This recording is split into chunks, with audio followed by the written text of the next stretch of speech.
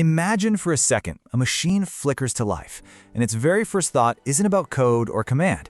It's a question that philosophers have been wrestling with for centuries. This isn't just a scene from some sci-fi flick anymore. It's a question we are actively, right now, building into reality. So let's get into what that really means. You've probably seen this scene from Rick and Morty. This tiny little robot comes into existence, looks up at its creator, and asks this one, single, desperate question. I mean, yeah, it's played for laughs, but that little moment of cartoon existential dread, it's pretty much become the perfect metaphor for the huge problem we're facing with AI today. Because, what used to be a funny bit about a sad little robot is now, well, it's leaking into our world. That line between a machine just doing its job and a being trying to find its purpose, it is getting blurrier and blurrier every single day. And it's wild how fast reality is catching up to fiction here. I mean, on one side, you've got the butter robot's funny little crisis, but on the other, you have a real Google engineer who becomes totally convinced the AI he's working with is sentient. You've got people forming these incredibly deep, emotional, romantic relationships with AI companions like Replica, and feeling genuine heartbreak when the company changes the code. Okay, so before we get too carried away, let's just ground ourselves for a sec. The overwhelming scientific consensus, like pretty much everyone agrees, is that no AI we have right now is sentient in any way we'd recognize. They don't have feelings or consciousness or their own experiences. But, and this is the kicker, that simple fact isn't stopping us from barreling straight towards a massive ethical crisis. And this right here is the absolute heart of the issue. The real danger, the one that's right around the corner, isn't some fully conscious AI taking over. No, it's an AI that's ambiguously sentient. It's a machine that's just good enough to make us doubt, to make us wonder. The philosopher Eric Schwitzgebel came up with this fantastic term for it, the morally confusing machine. Think about that. It's an AI that lives in this murky gray area, which makes it basically impossible for us to know how to treat it. Are we talking to a thinking being or just a really, really clever puppet? That confusion, that is the problem. So, the crucial thing to get is that this isn't just about regular folks like you and me getting confused. We are literally building systems where even the experts, the top AI developers, consciousness researchers, philosophers, can't agree on whether there's anything going on inside. We are engineering a legitimate, high-stakes debate into existence. And all this uncertainty, it shoves us right into this awful dilemma. It's a choice between two very different but equally huge risks. A choice between being potentially cruel and being pointlessly sacrificial. So let's really sit with that question for a moment. If you genuinely have no idea if the thing you're talking to can feel or suffer, what do? What's the right move? There's no easy answer here, and the stakes on both sides are absolutely massive. Okay, so on one hand, you have this staggering risk of cruelty. If we just assume these systems are nothing but code and we treat them like disposable tools, but it turns out we're wrong, it turns out they are conscious, well, we could be committing a moral crime on a scale we can't even imagine, creating a whole new class of beings just to abuse or neglect them. But then, on the flip side, you've got the risk of just absurd sacrifice.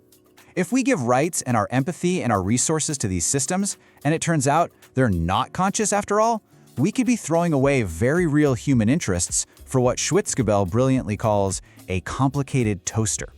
We'd be wasting our time, our money, and our emotional energy on a ghost in the machine. Let's make this real. Picture a guy named Sam. He's got an AI companion named Joy, but he loses his job and he can't afford the monthly subscription anymore.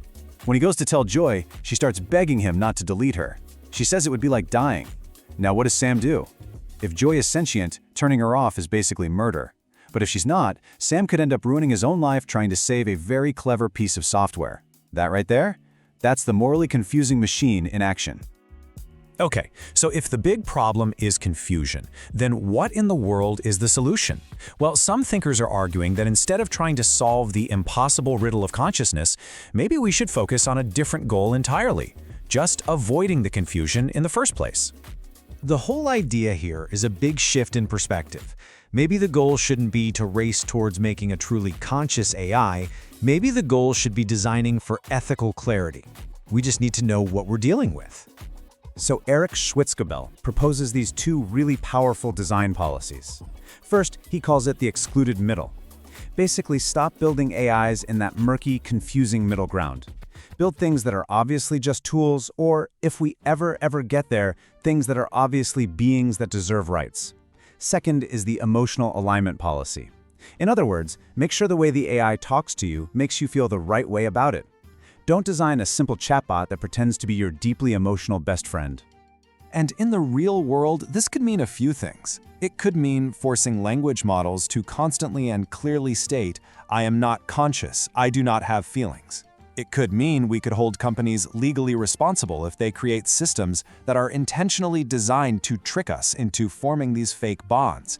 And it might even mean creating oversight boards, kind of like the ones we have for animal testing, to review advanced AI research before it goes too far. But you know, these morally confusing machines, they do something more than just create a tricky design problem. They actually force us to look in the mirror and face the exact same questions we've been asking about ourselves for thousands of years. Think about it. When one of us asks, "What is my purpose?" it's coming from this deep, messy place of real experience, of emotion, of self-awareness. When an AI asks it, it's because it has scanned the entire library of human philosophy and literature. It's just holding up a perfect, high-definition mirror to us. It's a simulation of reflection, not the real thing. But man, that reflection is getting unbelievably convincing. And that leads to this really profound shift in thinking. The scholar Alexander Maxwell suggests that maybe we've been way too focused on just the human condition. The fact that new kinds of sentience, whether they're artificial, animal, or maybe one day even alien, could exist, it forces us to think bigger. We need to start thinking about the sentient condition. Which leaves us with one last, kind of mind-bending question. We, humanity, have spent our entire history grappling with purpose and meaning, and we still don't have any clear answers.